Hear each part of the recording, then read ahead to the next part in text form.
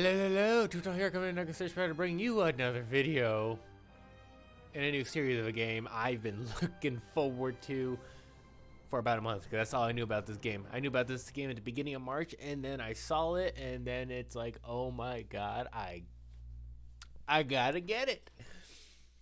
Now, I have played about 5 to 6 hours of this game just to practice with it. I'm gonna throw on the easiest mode to see what it's like. I have never... Maybe strategic command in the form of slow World War I strategic movement. But I have never seen a game, other than Valiant Hearts, really, get the life of World War I. Well, even then, Valiant Hearts isn't even a war game. Well, it is a war game, but it's a different type of war game.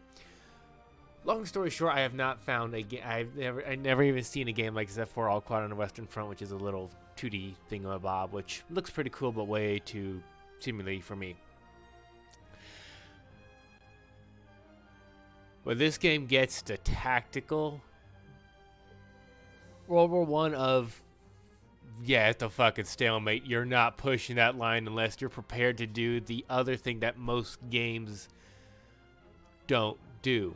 When it comes to like World War I especially, the only thing you can get is Hearts of Irons, and even then that's still a click button, you charge. But if you want to go for that all-out victory, you best be ready to pay the price in that manpower. A lot of people are going to die.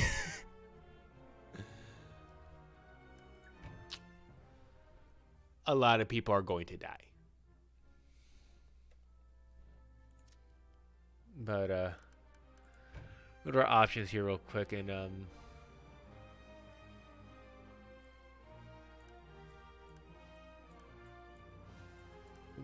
looks like my recording's doing it again.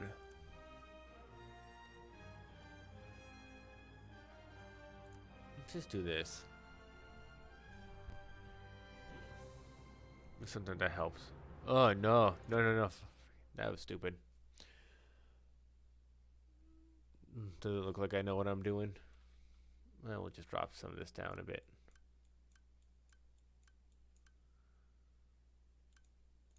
Well, it could just be the main screen. I don't know. See, I scream professional. I totally scream professional. Alrighty.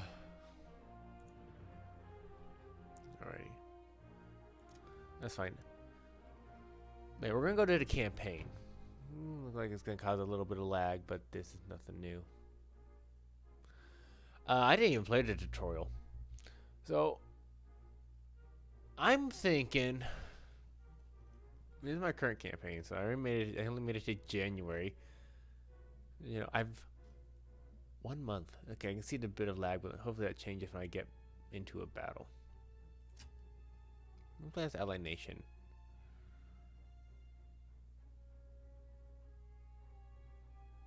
So you get the recruit difficulty.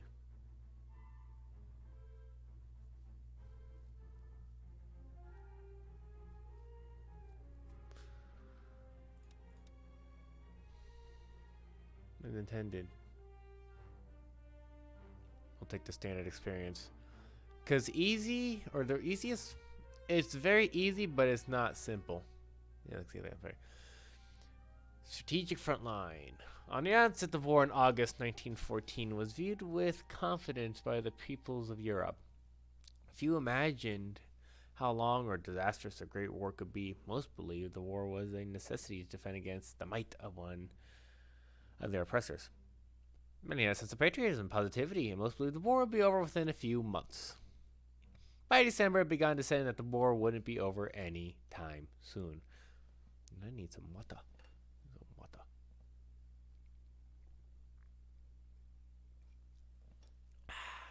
Yeah, I'm out of water. With the death of the Archduke, Europe is propelled into chaos. Nations honoring treaties and alliances forged years before are now plunged into a conflict they I'm gonna get some more water. I'll let you guys enjoy this. By a single gunshot. Here on the Western Front, nations draw their battle lines. The central powers of Austria-Hungary and Germany now face the combined alliance of France, Britain, and their colonies. The Great War is about to begin. General, sir, we have word from General Haig. The BEF have successfully crossed the channel and halted the German advance.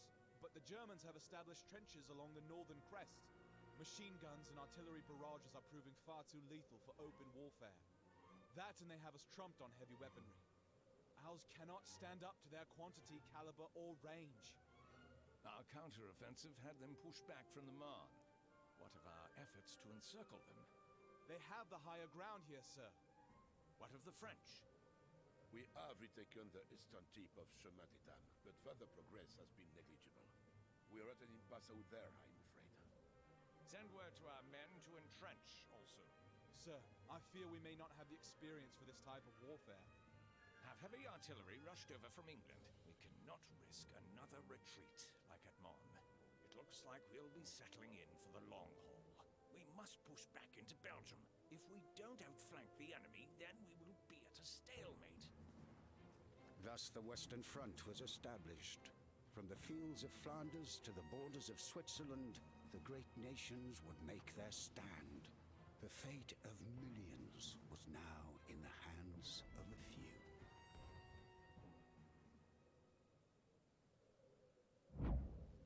And thus begins the war. As Germany pushed into Belgium and France, the Allies attempted to cut them off by pushing their forces north. Germany followed suit, each attempting to outflank the other, in which it was known as the Race to the Sea. King of our country, we are flooding the rivers. Good old Sabaton. A race neither side won. Blocked in both directions, the two factions dug in and tried to gain any ground they could. In an unparalleled act of humanity, British and German soldiers agreed to a ceasefire on Christmas Day, both sides entering no man's land to exchange gifts and start up a game of football. Others took time to rest, repair their trenches, and recover the dead. The compassion was never to be repeated for the remainder of the war. Soon after the event, orders came down. Push forward, take new ground, defeat the enemy. And that is what we must do. Ladies and gentlemen, this is the front line. After 5 hours of playing, this will not change anytime soon, except for maybe 1 or 2 small places, if I can get lucky. But I dumped up the difficulty to the standard, and I was playing on the easiest. Okay, first things first. I've already read this entire encyclopedia. I'm not going to go through it. But it's very simple. First off, 2 ways to win. Up here is our national score. Our nation's will score, basically. And pretty much, this is as high as it's ever going to fucking... Well, I say as high as it can keep going up if we win battles, and it's going to go down as we lose. Now, there are 2 ways to win, as I said. One is to drop this down to 0. More than likely how we are going to win. 2, there is another way to win as well. It is a very long, and the only way I'm going to do that is if I'm freaking like Sun Tzu and manage to win every single battle to fucking maximum. If I can manage to not get too many casualties, which I've figured out some ways to game the system, which only works if the trenches are set up enough to where I can do it. Long story short, it's actually best bet to let the enemy build up a defense that they're all connected and then just pretty much hand-to-hand combat through the fucking trenches. You're going to lose a lot of people are going to die. But it's the fastest way and easiest way, and actually the safest way, ironically enough, to conquer the map. The second is to try and march our way all the way over here and capture this. Not going to fucking happen. Now, if I wanted to, nice thing is, there are no... How do I say this? I can attack as many times as I want in my turn, given if I have units to do so. Here's point here. Let's do infantry here and the Chateauterie. I can attack with them. I can use these 3 divisions to attack. And believe me, you want to attack with all your divisions. I will outnumber them by 1 when it comes to divisions. And then after their attack, I can then attack again from another angle. What you want to do, you want to try and get as many angles of attack on a place so you can keep hitting it. That's the best way to do it, is to keep hitting it, hitting it, hitting it, hitting it. That being said, every time you fight, you build defenses, and I'll explain that more when I get into a battle. For us, we have 2 places. Calais? Oh, fuck now, I cannot say Calais to save my life. And Paris. Anything new British we get is going to be from Calais. A new French will come from Paris. Now, I don't know what the Germans are going to do, because like I said, I haven't played on the difficulty here. But the French are stretched thin as hell. As you can see, we only got some places. We only got 2 places compared to their, well, their 2 as well. This guy only has 1, and I could really hurt this guy if I felt like doing a double prong here. What I might do. However, this opens up to 1, 2, 3 attacks from here, unless I can manage to cut off like this up to Strasbourg, which I might focus. I might focus down here with the French and just try and hold up here. Verdun ain't gonna fall, I can tell you that much. Yeah, morale ain't gonna fucking fall at all at Verdun. Now, there's something special about the Entente that I will describe. You see this right here? Do you see these flags? I have a minus 5%. Disunity of command. Because there's something special in this game that I will have to show. And that is, where is it? Nationality and stacking. This is just for us, for the Entente. Because we have such a wide variety, we got Indians, we got Belgians, French, German, or British, and Americans. The British and Americans speak English, so it's not a fucking problem. But if you have 2 nations that don't speak the same language together, you actually get a morale penalty because the command can't fucking speak to each other because none of them speak the language. Which offsets the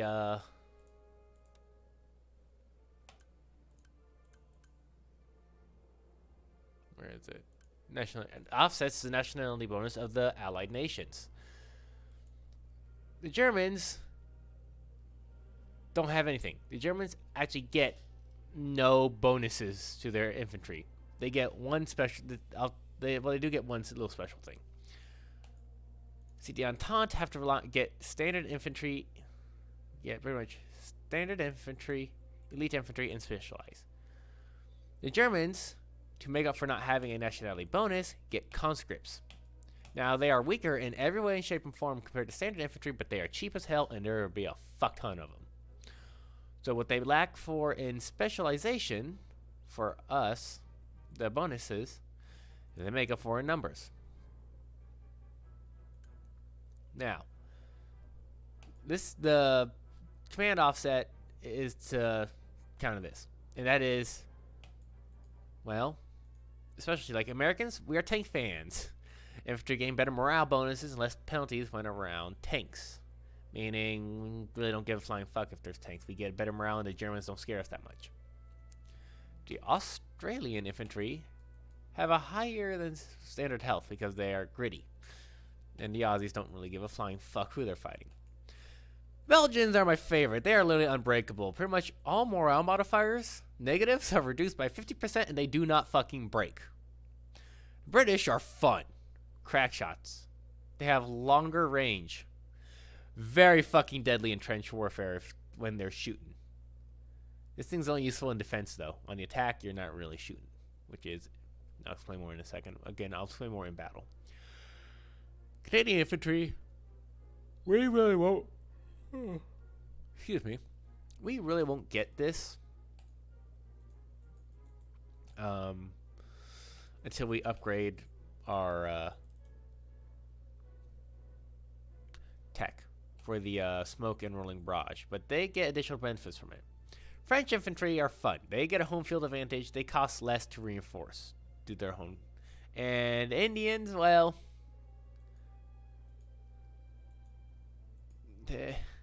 this one is a little bit misleading. They actually perform worse because of the French climate. They're not used to it, which is really weird. I mean, it makes sense for the first few months of the war, but later it doesn't. But they get the Gurkhas. And the Gurkhas are fucking terrifying. Compared to other infantry battalions have like 200, there's only 25 of these motherfuckers. They will clear out a trench faster than you could say Ayogakari, which is the Gurkhas are upon you, and they are fucking terrifying. Not gonna worry about tanks, I haven't fucked with them yet. Snipers, from my understanding, they're deadly. I haven't solved them, and siege artillery, I haven't used that as well. The only thing I've dealt with is heavy field artillery and light field artillery. Both are fucking amazing and are needed. Anywho. Here's what we're gonna do. We're gonna take the French from this. Let's see here we go. We got French infantry from here. So the Belgians and the Canadians can actually speak because they speak English. But we're gonna leave the 4 Belgians there alone. Sounds weird. I know. Maybe I actually might leave the Canadians up there as well. But we're going to take these French. And nice thing is, because it's, I guess, modern, I can move them wherever. I'm immediately going to put these guys down here. Now, these guys can't now attack. You can neither move or attack. And now they're locked there. They can't attack. But they won't receive a penalty.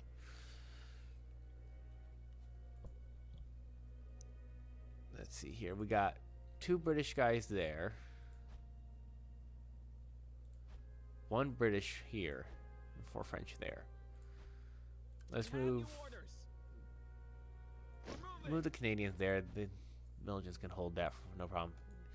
This tile isn't accessible, so they can't get to Dunkirk. We got 6 standard corps, 2 elite, and 2 Indians. We're gonna attack.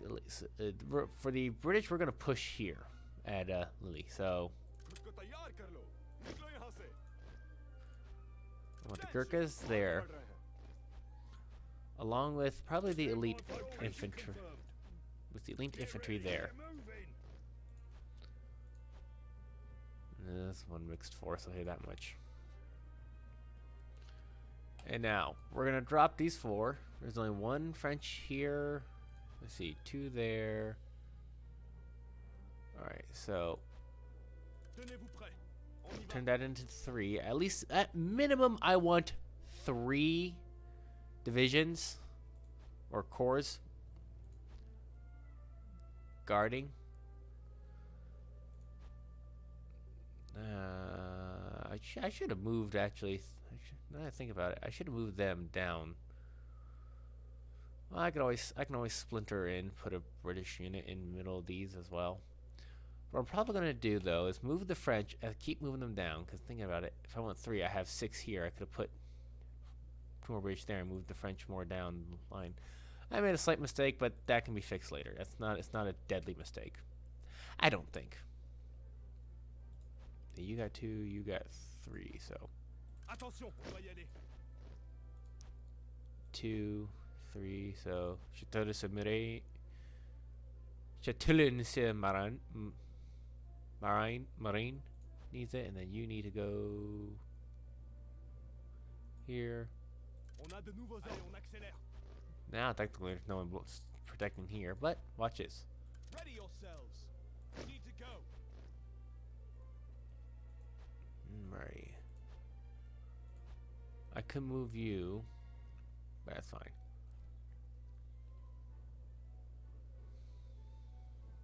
I got you put.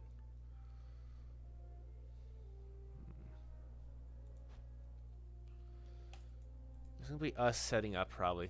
We got 2 standard, 2 elites. You have 2, you have 3. That is the standard, yeah.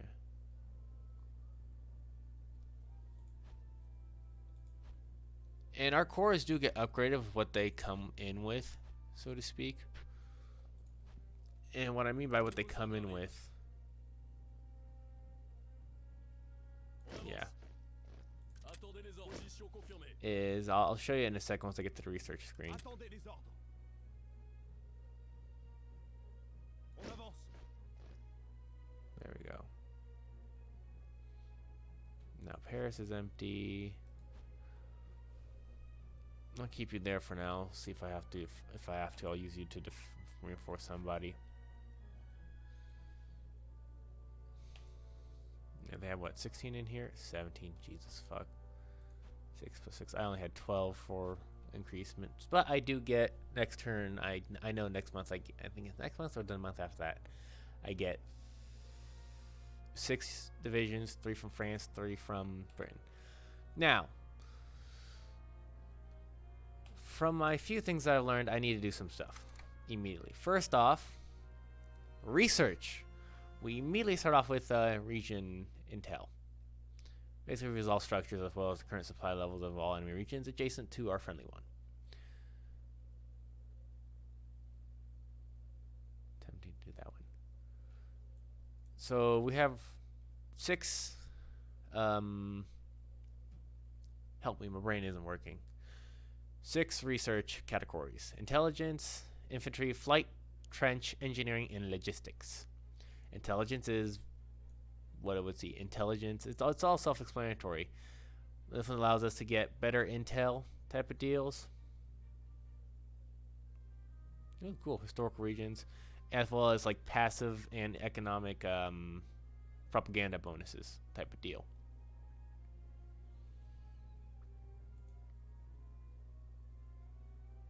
Oh, that's nice. Ooh, I can actually purchase siege artillery corps. Okay, yeah. No, I forgot. Like, of course I can purchase siege because I can't purchase artillery. Anyway, next is logistics. Obviously, logistics important. I'm immediately gonna get that. Now I can undo.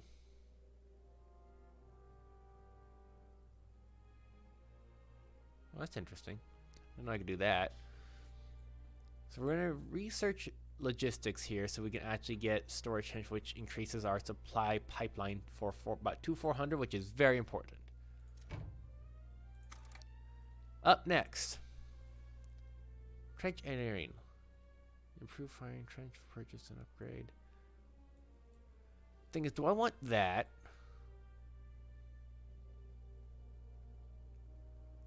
That was tempting.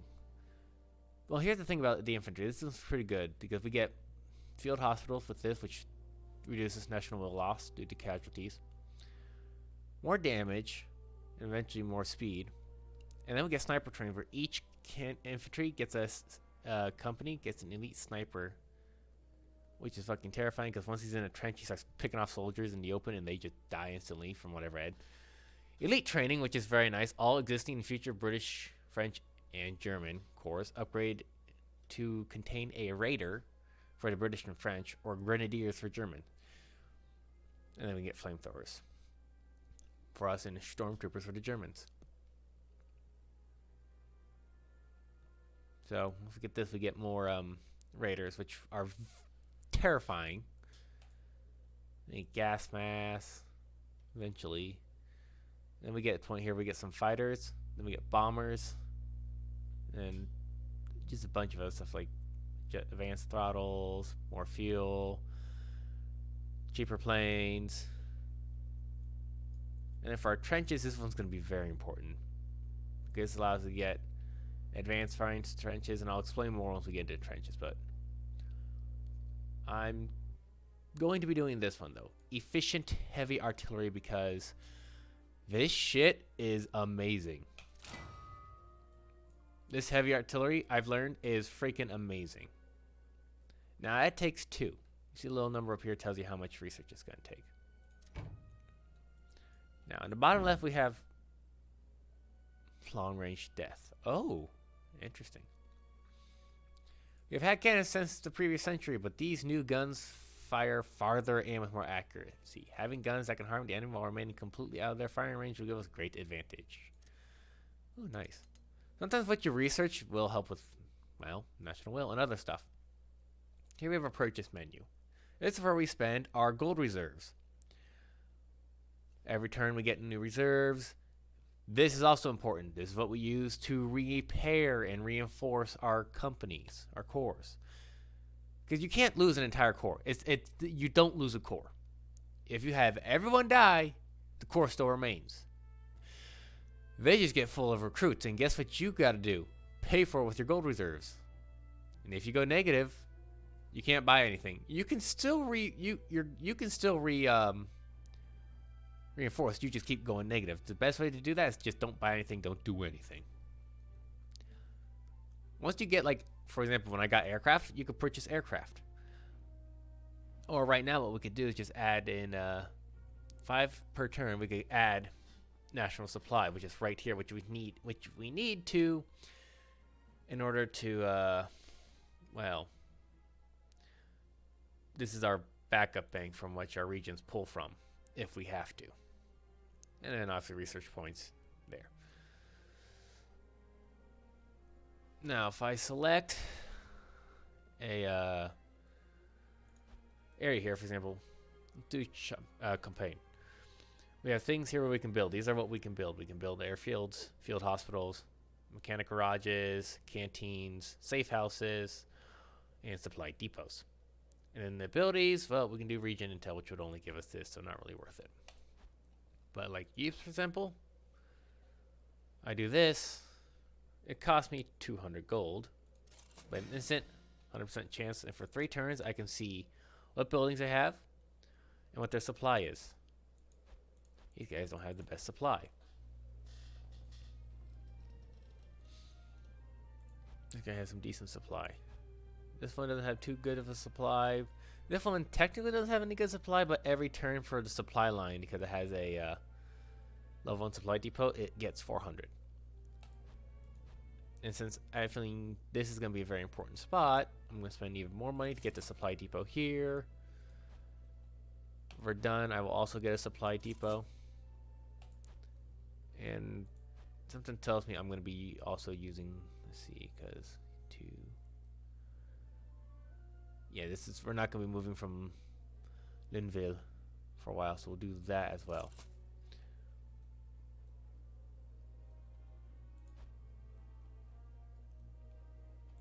Now, some places here, like this snow, reduces sight range because there's a blizzard, so you get some effects. Now, I'm thinking we are all ready to go. 27 minutes. We could hit this guy. Tenez-vous prêt. I'm not going to attack with 1. I'm not insane. This guy could attack with 2, but he has 3. I'm not going to do that shit.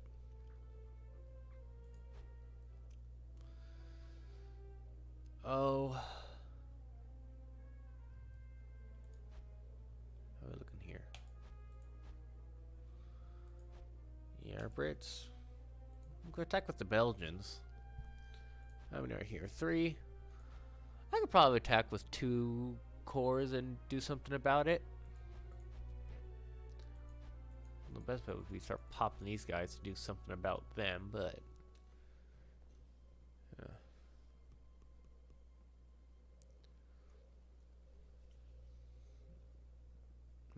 I can easily station the Brits out of Ypres here if I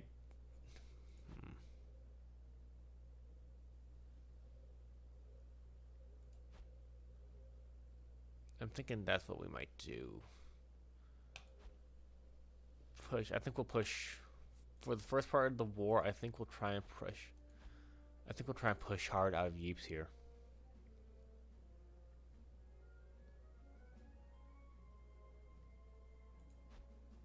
So yeah. So I think we'll attack with an even amount of division, which normally isn't a good idea. You want to attack to a 2-to-1 or a 3-to-1 ratio. But I think we're good. I think I'll have to show you battles. Yeah, I'm going to show you a battle, but that will be for the next episode. It's 29 minutes, and I'm not going to call it here. This is too tall, and I'll go over this later. Oh, you can't see because my camera's up here, but actually then exactly what I'm going to do is do something real quick. I need the camera. Thank you. Whee! I'm going to go over here. But up here is some objectives, events, and I'll go over that later. This is 2000. Thank you for joining me on this Let's Play of Western Front. Or the Great War Western Front. This game's already amazing. Stay safe and as always, have an awesome day.